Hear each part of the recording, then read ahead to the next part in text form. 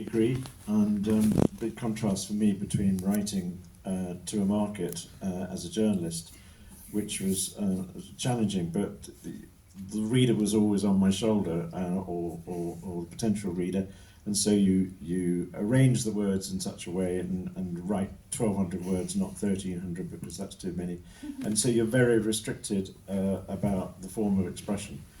But when you're released from that, as I was with writing this book and another book, something else happens, and Andy's right. You let go and you dig deeper into yourself, because an editor hasn't told you that's not you. You just go for it, and all sorts of extraordinary things happen, and you're not quite sure what those are.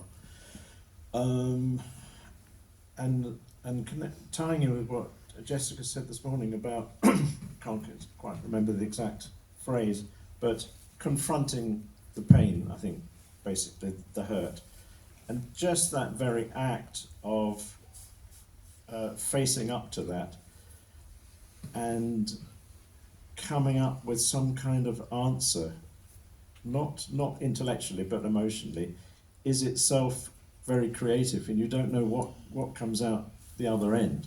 And so being brutally honest, and viewers have said this, I'm being brutally honest with myself and with the issue of childlessness, that in itself opens doors in all sorts of ways, which are kind of out of control. And you just let it be, and if it works, it works. If it doesn't, it doesn't.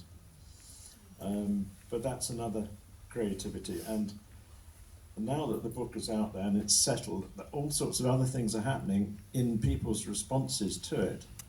And that, I think, is also creativity lasting a bit longer, going off somewhere else that you don't know what's going to happen. So it's absolutely fascinating for the writer.